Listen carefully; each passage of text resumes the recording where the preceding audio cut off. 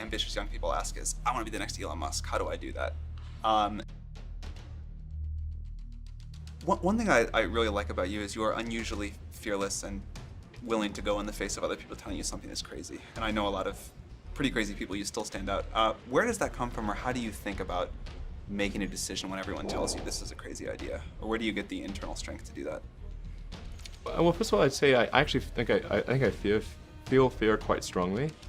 So it's not as though I just have the absence of fear. I feel it quite strongly. But there are just times when something is important enough, you believe in it enough, that you do it in spite of fear.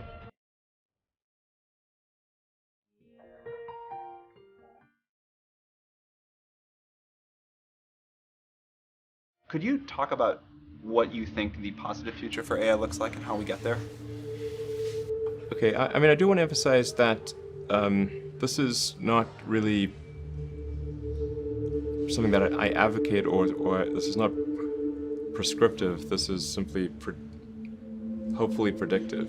Because people sometimes say, well, like this is something that I want to occur, instead of this is something that I think that probably is the best of the available alternatives. The best of the available alternatives that I can come up with, and maybe somebody else can come up with a better approach or better outcome, is that we achieve democratization of AI technology, meaning that no one company or small set of individuals has control over advanced AI technology. I think that's very dangerous.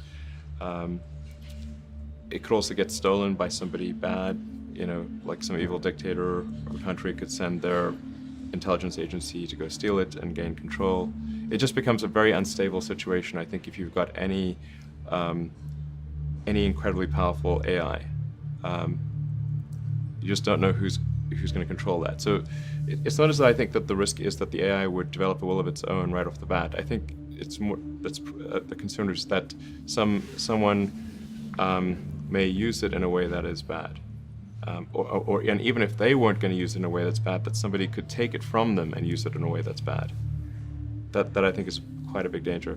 So I think we must have democratization of AI technology and make it widely available, and that's the reason that obviously Yumi and the rest of the team created OpenAI, was to help with the help spread out AI technology so it doesn't get concentrated in the hands of a few.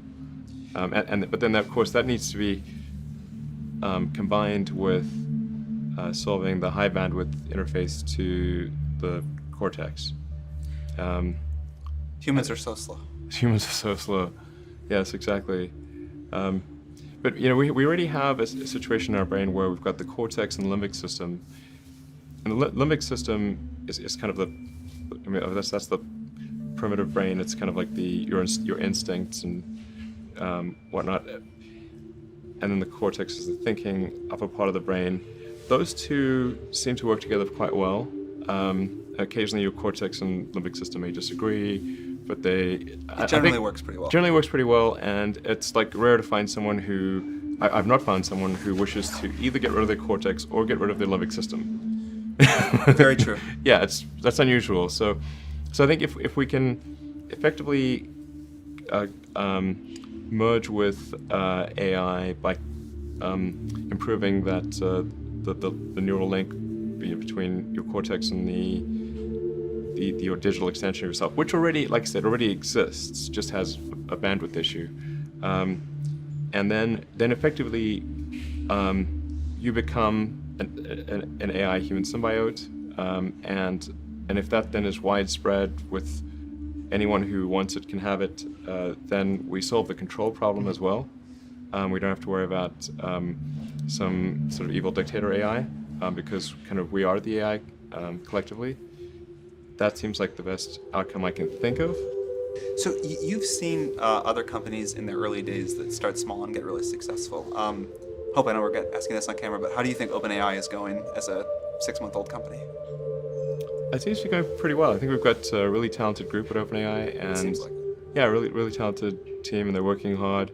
OpenAI is structured as 501c3 nonprofit, but many nonprofits do not have a sense of urgency. It's fine; they don't have to have a sense of urgency, but OpenAI does, because I think people really believe in the mission. I think it's important, and it's about minimizing the risk of existential harm in the future.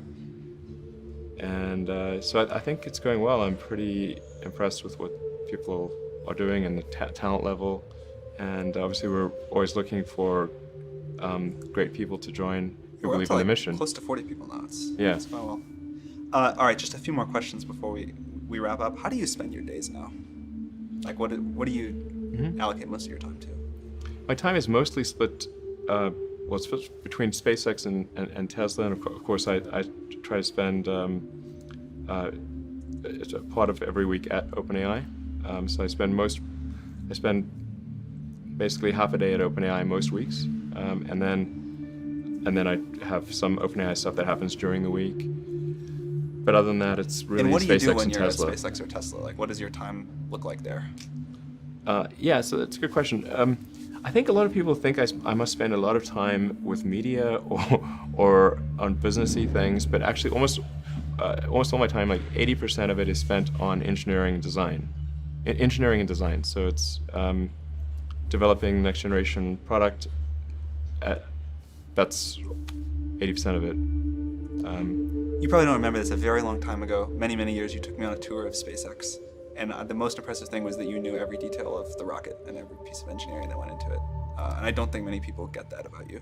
Yeah, I think a lot of people think I'm kind of a business person or something, which is fine. Like, business is fine, but but really, it's it's like at SpaceX.